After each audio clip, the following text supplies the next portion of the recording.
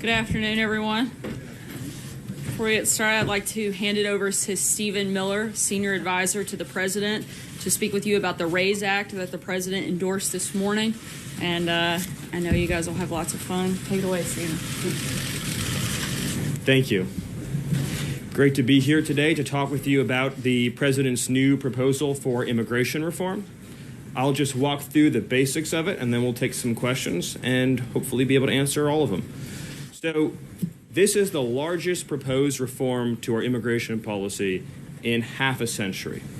The most important question when it comes to the U.S. immigration system is who gets a green card. A green card is the golden ticket of U.S. immigration. Every year we issue 1 million green cards to foreign nationals from all the countries of the world, but we do so without regard to whether that applicant has demonstrated the skill that can add to the U.S. economy, whether they can pay their own way or be reliant on welfare, or whether they'll displace or take a job from an American worker. And as a result of this policy, in place now for many years, we've seen significant reductions in wages for blue-collar workers, massive displacement of African American and Hispanic workers, as well as the displacement of immigrant workers from previous years who oftentimes compete directly against new arrivals who are being paid even less. So it's a policy that's actually exacerbated wealth inequality in the country in a pretty significant way. So you've seen over time, as a result of this historic flow of unskilled immigration, a shift in wealth from the working class to wealthier corporations and businesses, and has been very unfair for American workers, but especially for immigrant workers, African American workers, and Hispanic workers, and blue-collar workers in general across the country. At the same time, it's cost taxpayers enormously because roughly half of immigrant-headed households in the United States receive some type of welfare benefit, which I know is a fact that many people might consider astonishing, but it's not surprising when you have an immigration system that doesn't look at questions like skill level or self-sufficiency. And so this proposal has several major historic changes. First, it eliminates so-called chain migration. So right now, what does chain migration mean? It means that if you come into the United States on a green card, and just so we're all clear, a green card gives the recipient lifetime work authorization, the ability to bring in their family members. It gives them a fast track to U.S. citizenship, and with that, all the benefits that come with being an American citizen. And so the individuals right now who are receiving green cards, they can bring in, say, an elderly relative who can immediately go on to public assistance if they become unable to support themselves financially. And then that person can bring in a relative who can bring in a relative who can bring in a relative, and that's why they call it chain migration. And over years, that has massively de-skilled the migrant flow into America and produced all of those effects I'm talking about. So we're proposing to limit family-based migration to spouses and minor children. Additionally, we're establishing a new entry system that's points-based. Australia has a points-based system. Canada has a points-based system. And what will this system look at? It will look at, does the applicant speak English? Can they support themselves and their families financially? Do they have a skill that will add to the U.S. economy? Are they being paid a high wage?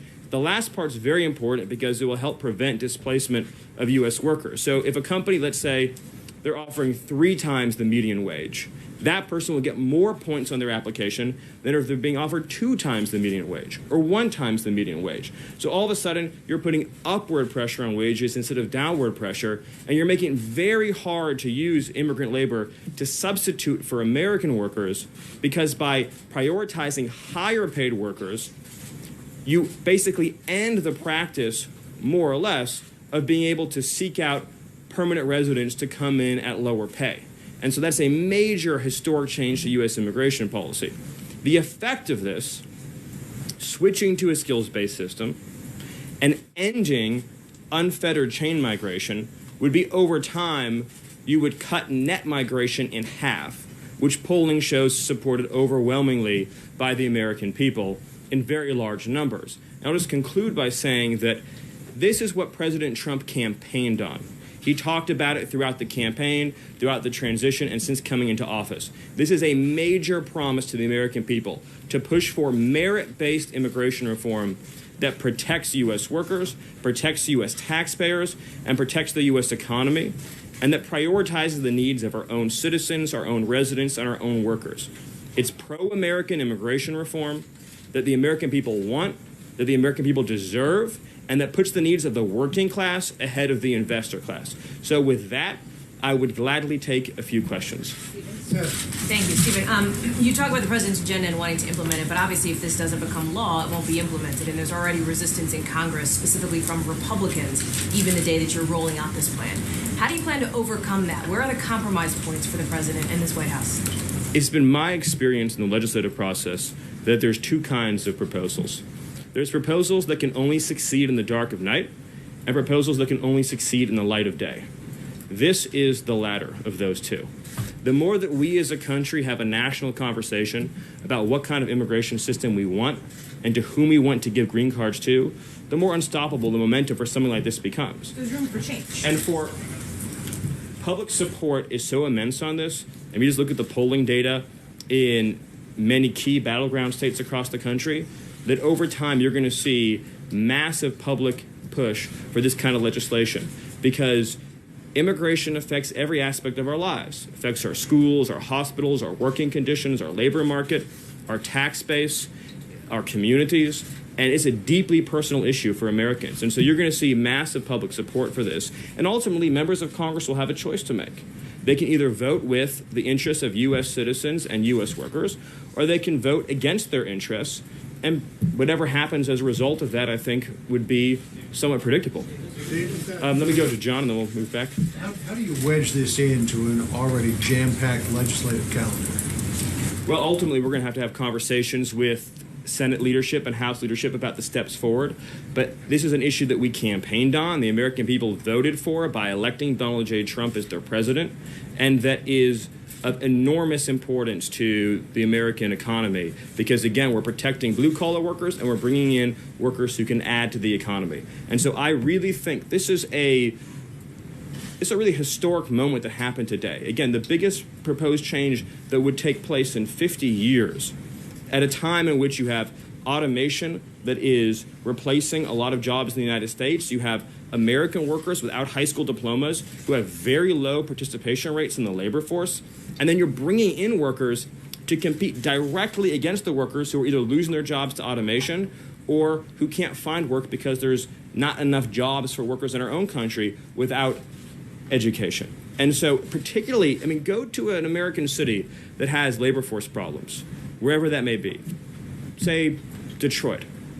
How is it fair or right or proper that if, say, you open up a new business in Detroit, that the unemployed workers of Detroit are going to have to compete against an endless flow of unskilled workers for the exact same jobs, reducing pay for those positions and reducing their chance of getting those jobs, while at the same time, ultra high-skilled workers are on the back of the line to get into the country? It makes no sense. The numbers are too large, and the numbers of low-skilled workers in particular is a major detriment to U.S. workers. So I think the more we have this conversation publicly and ask America who ought to get a green card in this country, the more momentum there's going to be, the more support there's going to be. And our message to folks in Congress is, if you are serious about immigration reform, then ask yourselves what's in the best interest of Americans and American workers, and ultimately this has to be a part of that.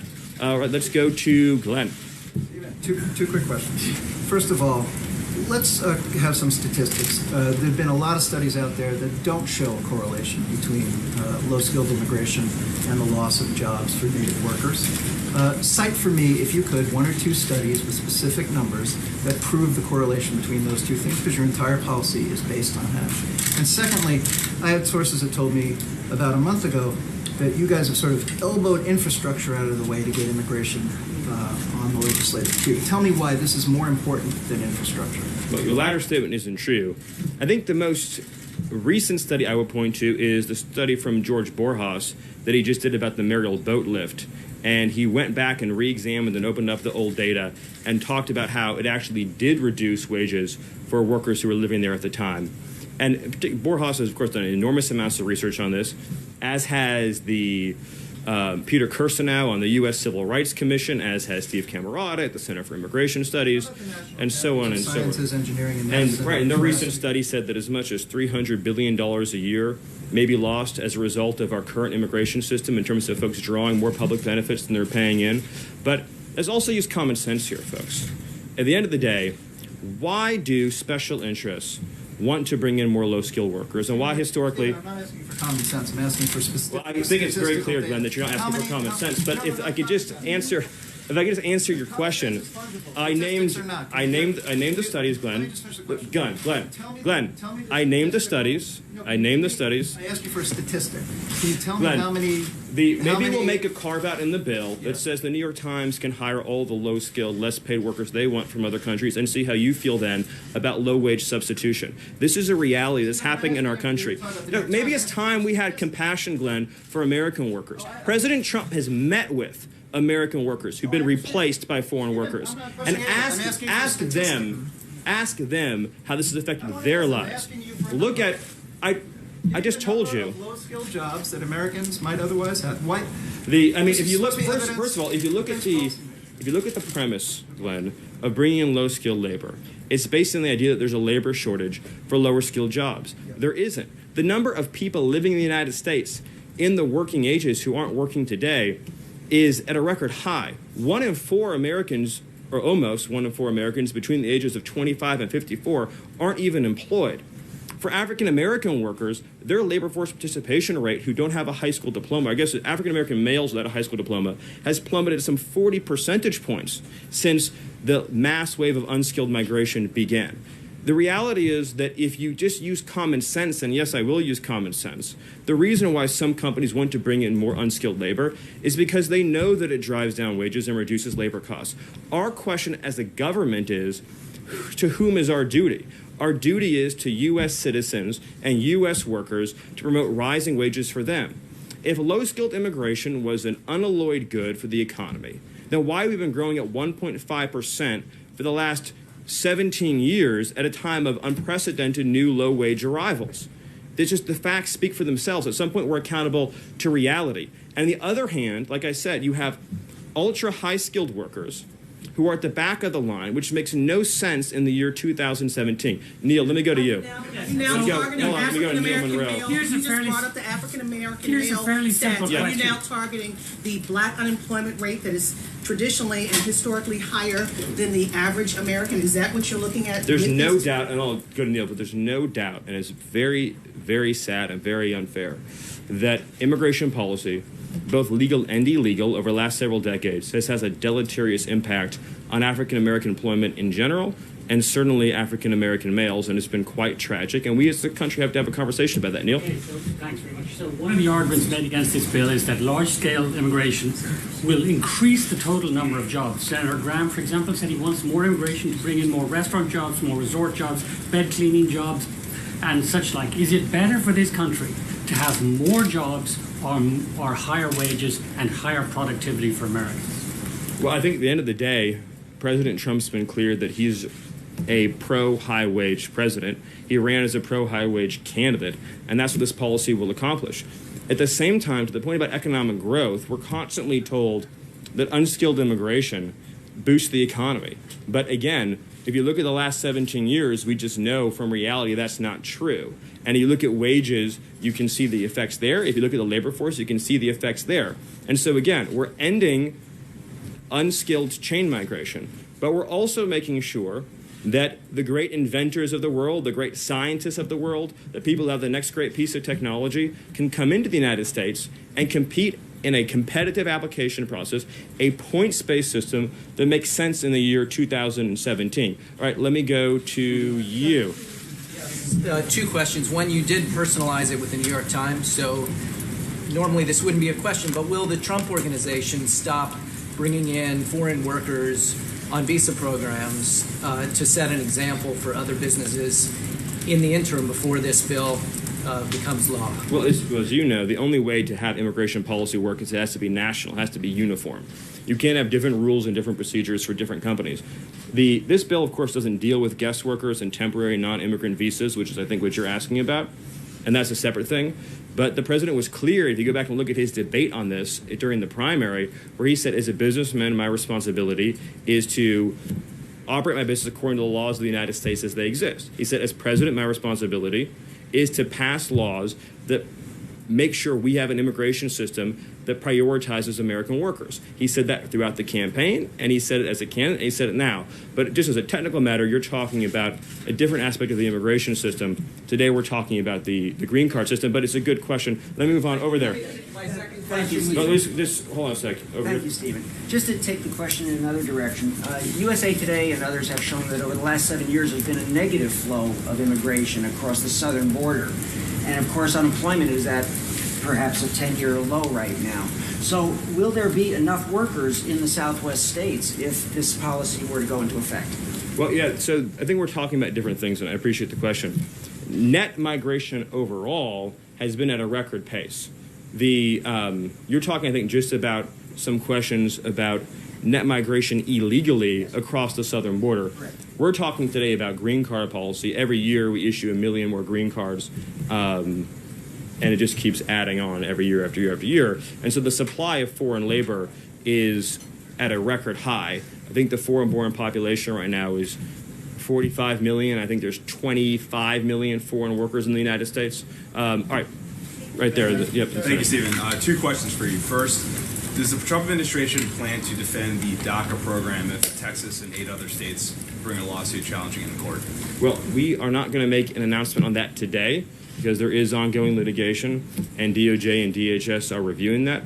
But I will say that whatever we do is going to prioritize the interests of American citizens and workers. Stephen, Zoe Daniel from Australian Broadcasting. You've talked about the Australian policy. Can you speak more specifically about what the administration likes and also how that extends into things like family sponsorship? You mentioned bringing in elderly relatives, for example, who might not be productive, yet in Australia, adult children can sponsor their parents to immigrate. So which elements of the policy are you choosing that you might like to use? So we looked at the Australian system, the Canadian system.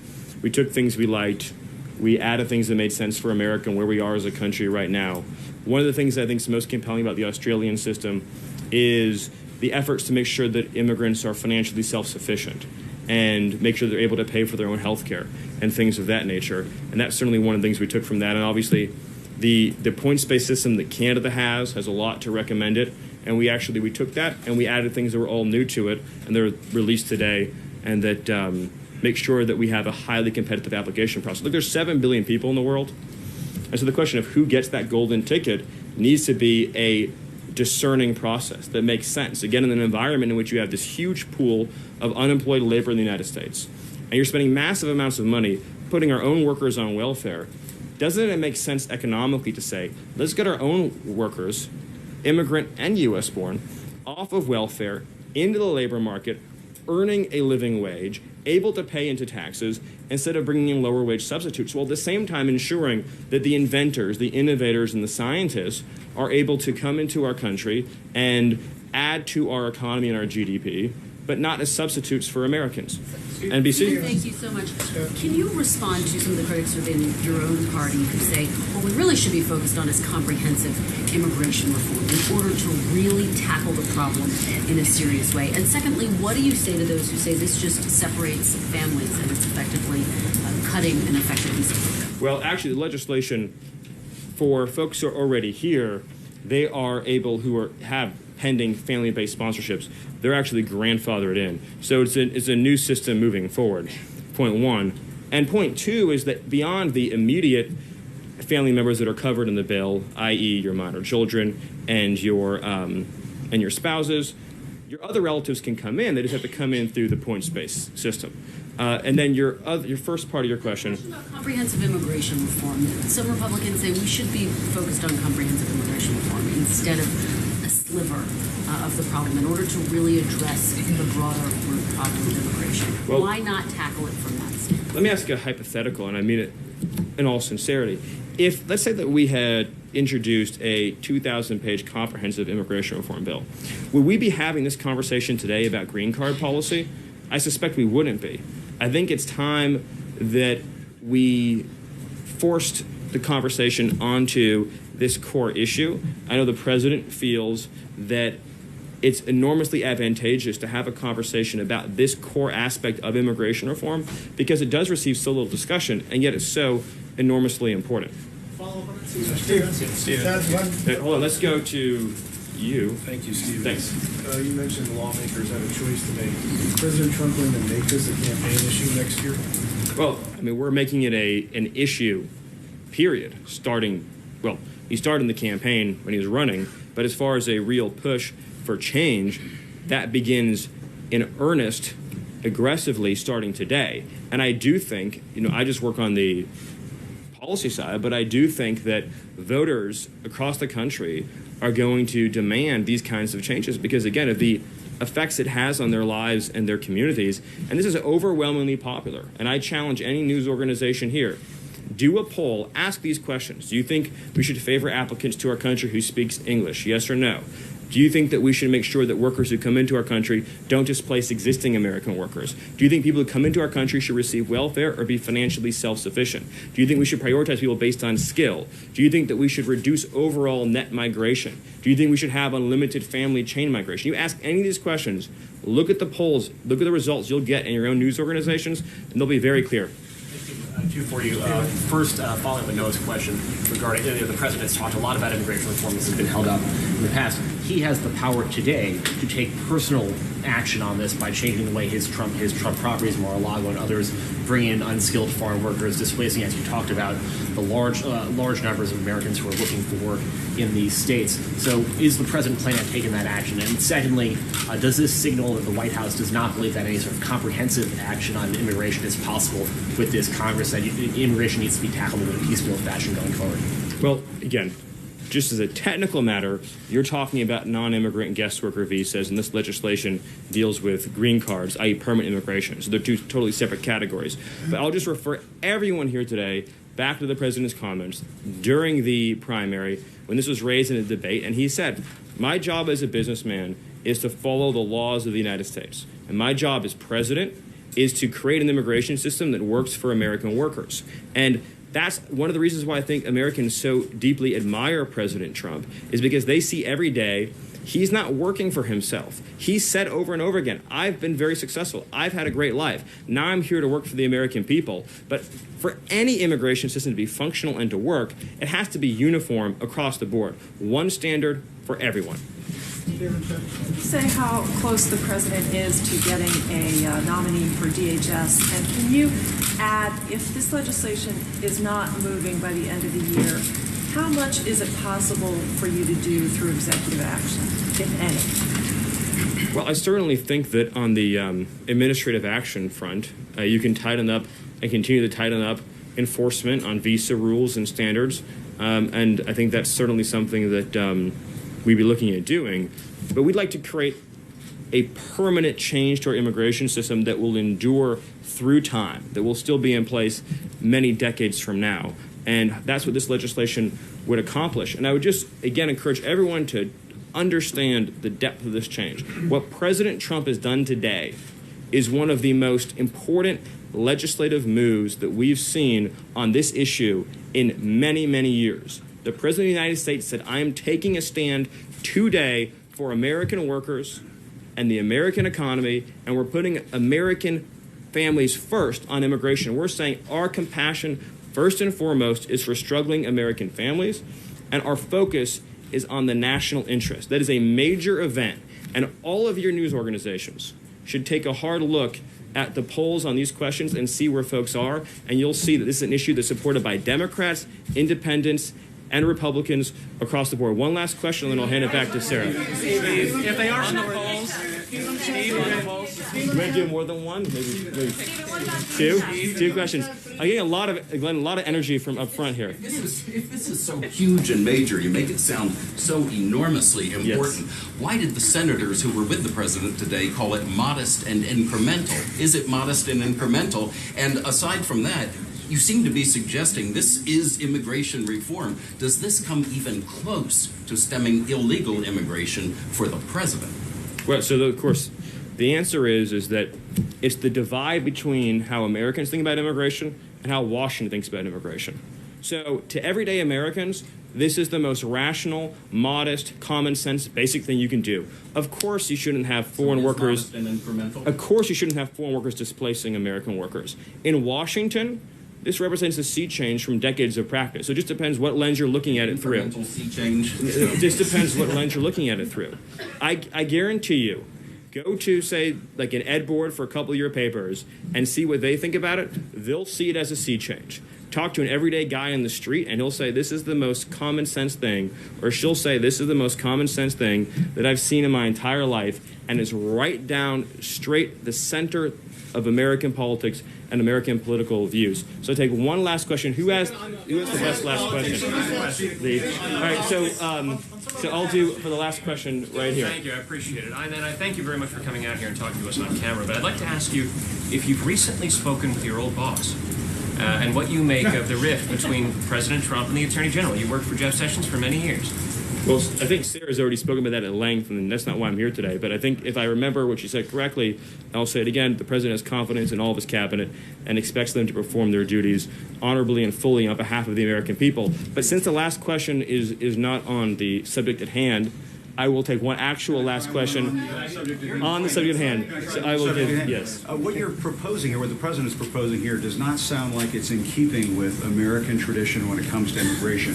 The Statue of Liberty says, give me your tired, your poor, your huddled masses, yearning to breathe free. It doesn't say anything about speaking English or being able to be a computer programmer.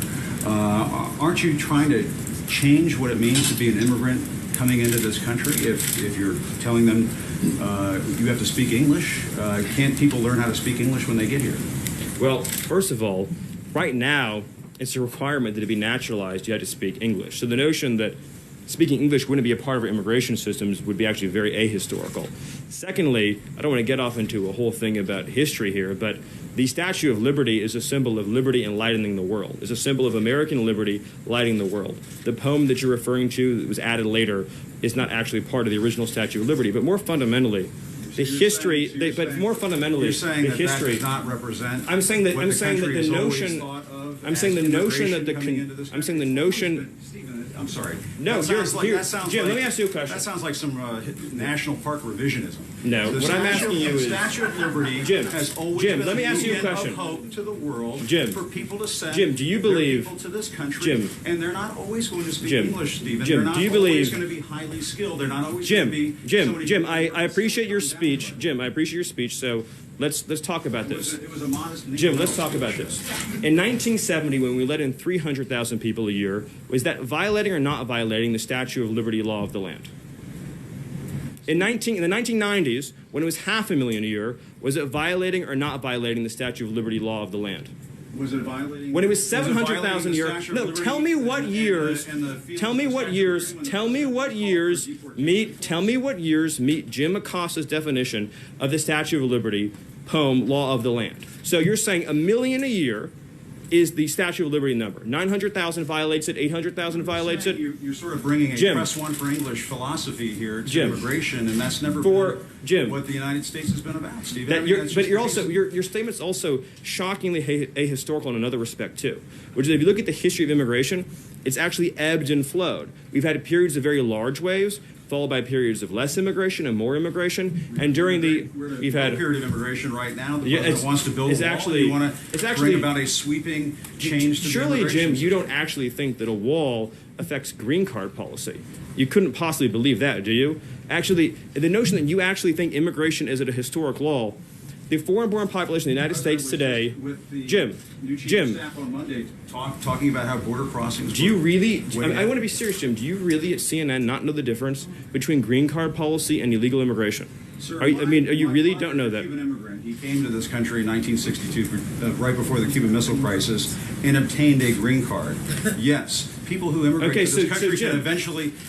People who Jim, immigrate as a to this factual country question, through, not through Ellis Jim, Island, as a factual question. In other ways, do obtain a green card at some point. They do it through a lot of hard work, and yes, they may learn English as a second language later on in life. So, but this whole notion of they could learn, they have to learn English before they get to the United States. Are we just going to bring in people from Great Britain and Australia? Jim, I have to honestly say, I am shocked at your statement that you think that only people from Great Britain and Australia would know English. It reveals your cosmopolitan bias to a shocking degree that in your mind, no, this is an amazing moment. This is an amazing moment. That you think only people from Great Britain or Australia would speak English is so insulting to millions of hardworking immigrants who do speak English from all over the world. Jim, have you honestly never met an immigrant from another country who speaks English outside of Great Britain and Australia? Is that your personal experience? Of course there are people who come But that's not what you said, and it shows your cosmopolitan bias. And I just want to say, it sounds like you're trying to engineer the racial and ethnic flow of people into this country. Jim, that is one of the most outrageous, insulting, ignorant, and foolish things you've ever said. And for you, that's still a really the notion that you think that this is a racist bill is so wrong and so insulting. Jim, the reality is that the foreign-born population into our country has quadrupled since 1970. That's a fact. It's been mostly driven by green card policy. Now, this bill allows for immediate nuclear family members to come into the country, much as they would today, and then it adds an additional points-based system. The people who've been hurt the most, the people who've been hurt the most by the policy you're advocating are what policy am I advocating? Apparently just unfettered, uncontrolled migration. The people who've been hurt the most by the policy. The people who've been hurt the most by the policy that you're. The people who've been hurt the most by the policy you're advocating are immigrant workers and minority workers and African American workers and Hispanic workers. And it has African American community. Now you brought it up again. You said you wanted to have a conversation and not target. Is it going to be a target? This is what we want to do. Using the African American community, are you going to target? I'm not trying to be funny. Right, and I know what you're saying. What you're saying is 100% correct. We want to help unemployed African Americans in this country and unemployed workers of all backgrounds get jobs. And insinuations like Jim made, trying to ascribe nefarious motives to a compassion immigration measure designed to help newcomers and current arrivals alike, is wrong. And this is a positive, optimistic proposal that says 10 years, 20 years, 30 years from now, 10 years, 20 years, 30 years from now, we want to have an immigration system that takes care of the people who are coming here and the people who are already living here by having standards, by having a real clear requirement that you be able to support yourself financially, by making sure that employers can pay a living wage. That's the right policy for our country. And it's the president's commitment to taking care of American workers. I apologize, Jim, if things got heated, but you did make some pretty rough insinuations. So thank you. Thank you. Thank you. And I'll hand it over to Sarah. I think that went exactly as planned. I think that was what Sarah was hoping would happen. I think that was exactly what we were hoping to have happen. Thank you. Thanks, Stephen. Well, the transition back should be pretty fun. Simple. Thank you. That was exciting. Throughout this week, we've been talking about the American dream and all that it signifies for people of all ages and nationalities. This morning, Counselor to the President Kellyanne Conway and Advisor to the President Ivanka Trump hosted a listening session with military spouses on the unique challenges they face in finding and maintaining employment to support their families. And yesterday, we hosted over 100 small businesses for a discussion on how they help to keep the American dream alive for millions of workers around the country. As I mentioned last week, I want to take time to recognize people from around the country that write in and ask the president questions. And today I wanted to read you a special letter to the president from someone who embodies the enterprising and ambitious spirit of America. Frank from Falls Church, Virginia wrote, "Dear Mr. President, it would be my honor to mow the White House lawn for some weekend for you. Even though I'm only 10, I'd like to show the nation what young people like me are ready for. I admire your business background and have started my own business. I've been mowing my neighbors' lawns for some time. Please see the attached flyer. Here's a list of what I have, and you're free to pick whatever you want: power mower, push mower, and weed whacker. I can bring extra fuel for the power mower and charged batteries for the weed whacker, and he'll do that with no charge. Sincerely, Frank."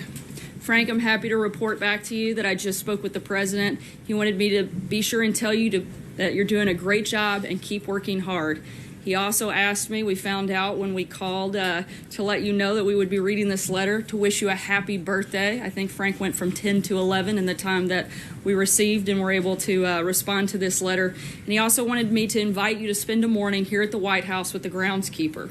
The groundskeeper, we've talked to them, and they'd love to show you how the U.S. Park Service maintains the 18 acres of the White House complex, and he'd love to give you the opportunity to cut the grass in the Rose Garden.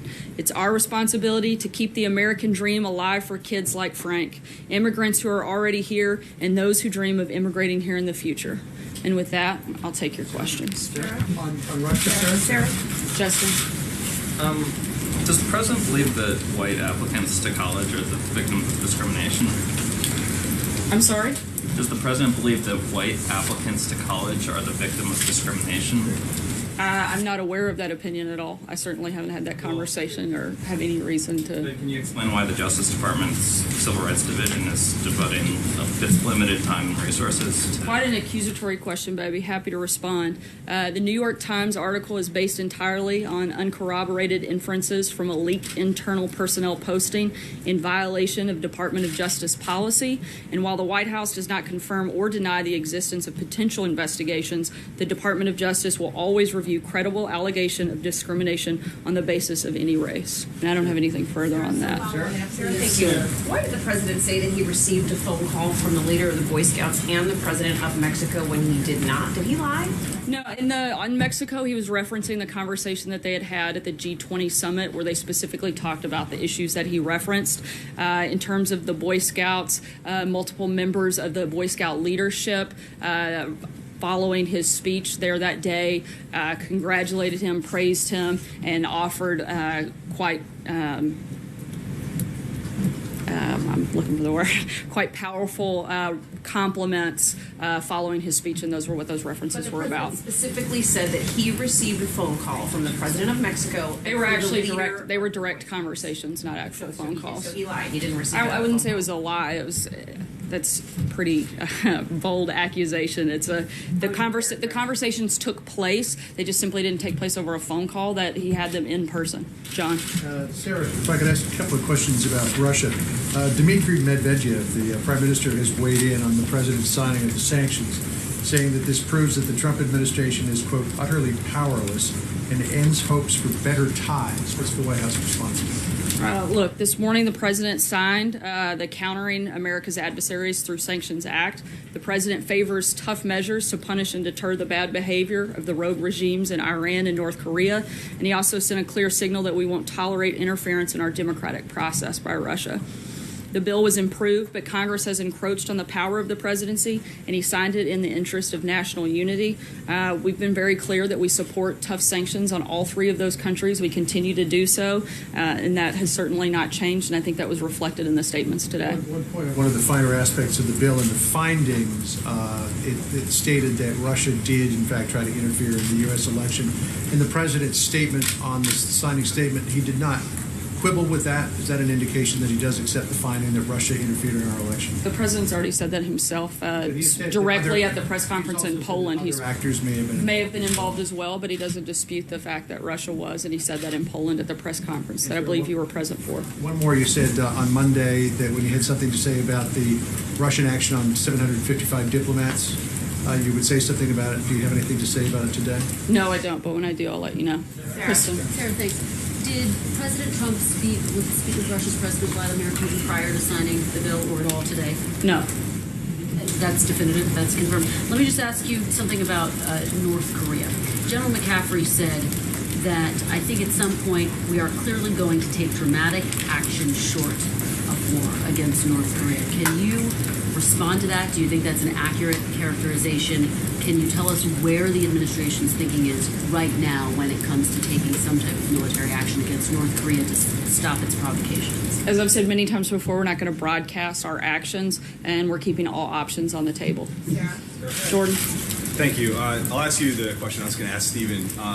The president said in an Economist interview in May, he was asked whether he supports cutting the number of immigrants who can come here legally. And he said no. This bill today that he supports would cut the number of green cards issued by half. So when did the president have a change of heart on this issue? I'd have to see the specific reference, but I know that the president has talked pretty frequently about merit-based immigration reform, not just on the campaign trail, but he's been talking about this for years, and I can't comment on a story I haven't seen specifically. Lead to the reduction of total green cards. So does he have a separate opinion about the number of green cards?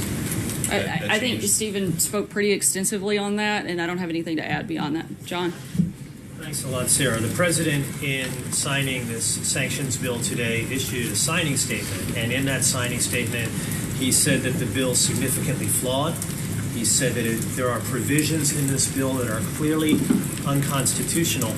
Why would he sign this bill if he felt so strongly that this bill it inhibits his ability to act as the commander-in-chief and to carry out his duties as president?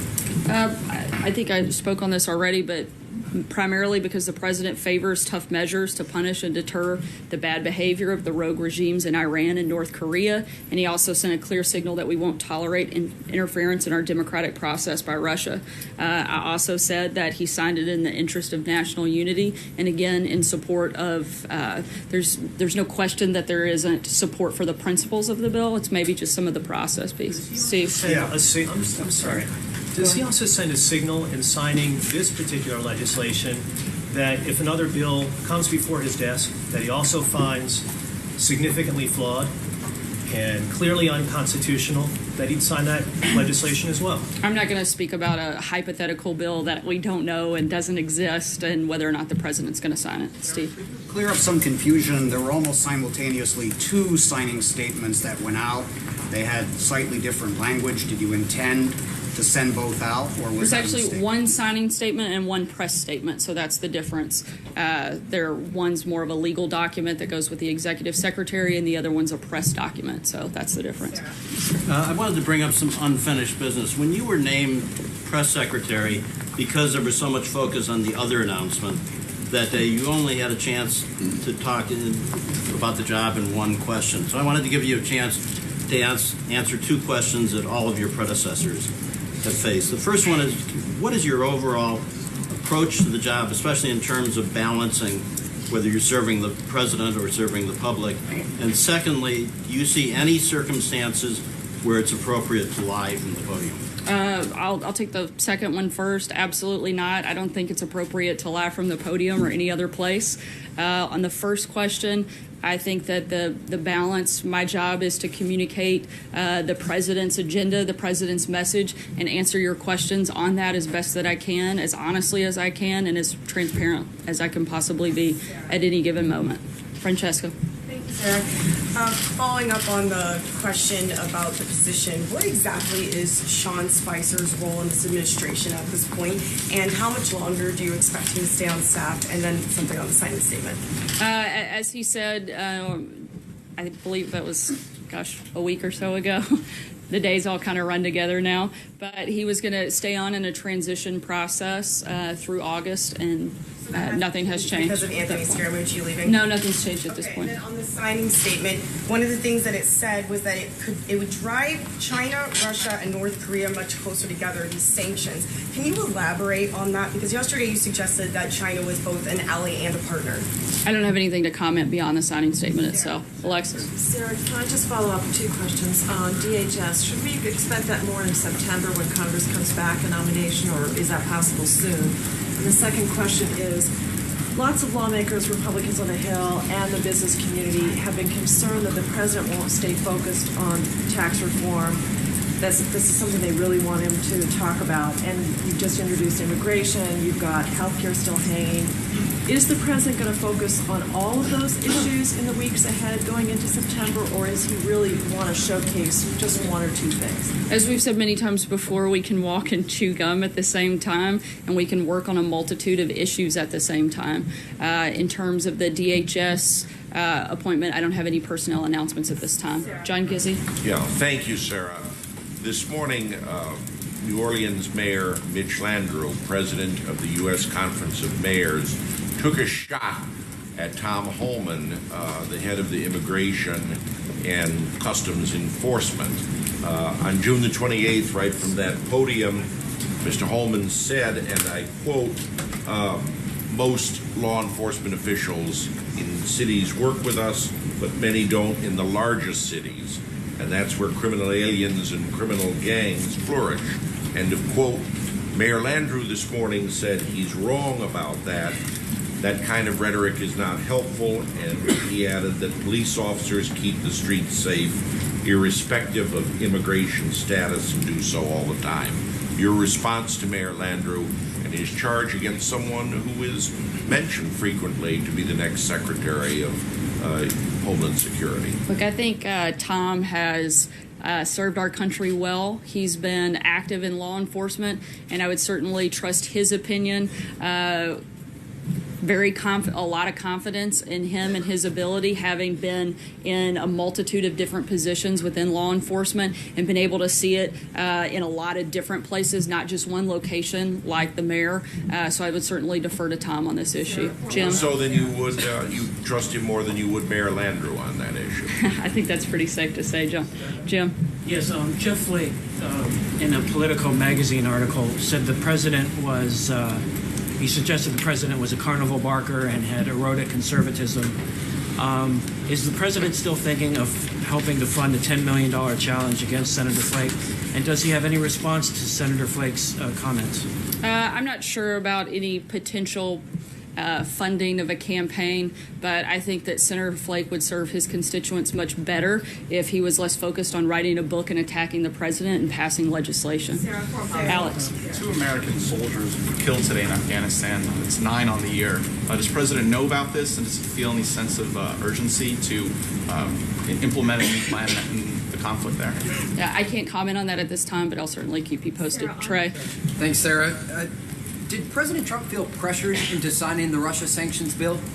No, as I've said, the president supports putting pressure on these 3 countries in particular, and so he supports the principle of it and wanted to take action in that course. Steve? I want to follow up. You were asked yesterday by Jared Rizzi whether the president would weigh in on this question of cost-sharing payments. Can you put this to bed?